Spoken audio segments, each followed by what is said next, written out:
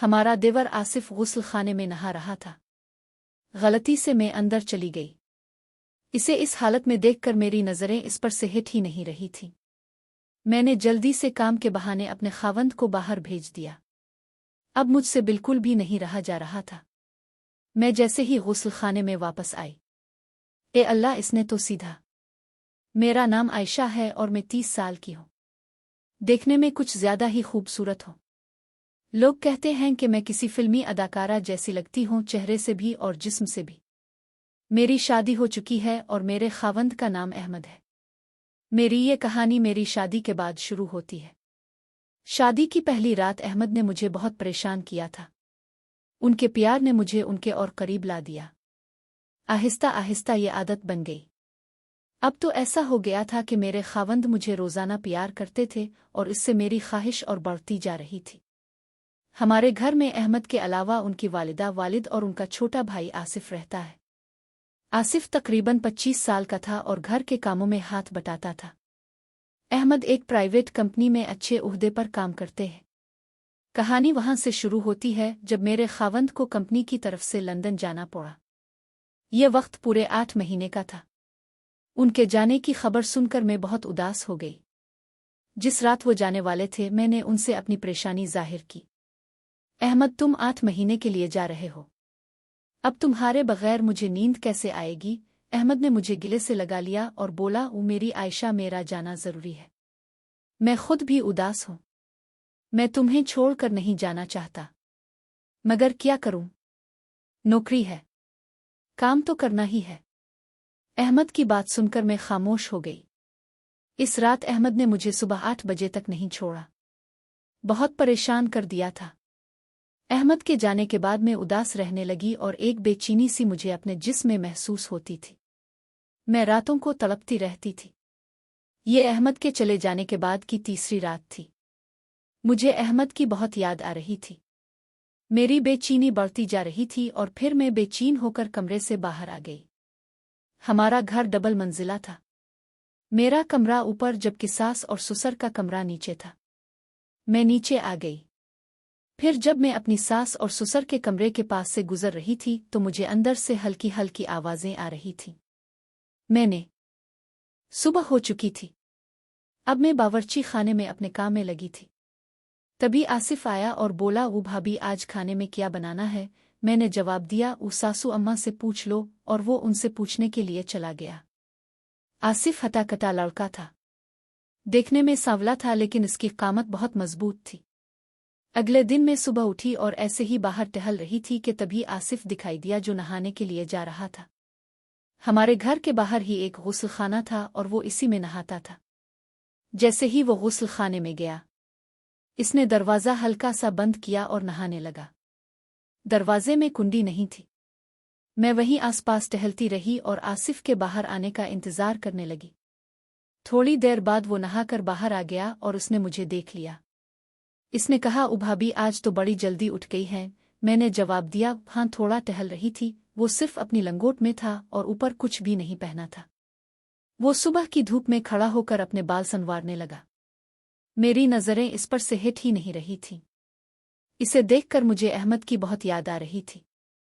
पहली बार मेरे दिल में अपने ही देवर के बारे में ऐसे ख्याल आ रहे थे।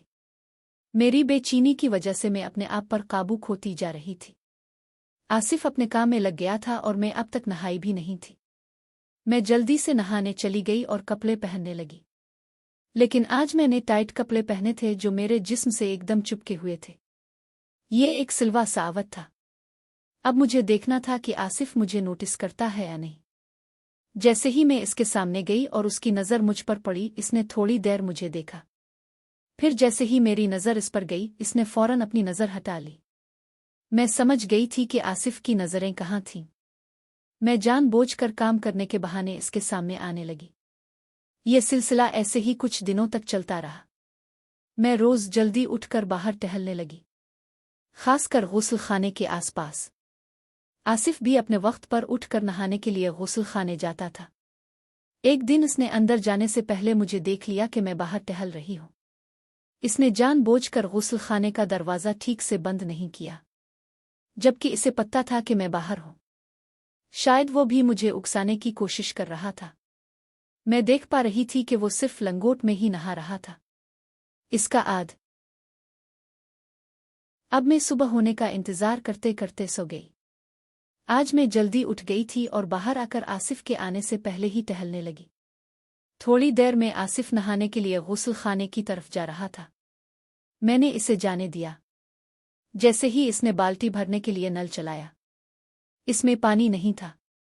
फिर वो बाहर आ गया और मुझसे पूछने लगा, भाभी टैंकी में तो मैंने रात में ही पानी चढ़ाया था, फिर इतनी जल्दी कैसे खाली हो गई?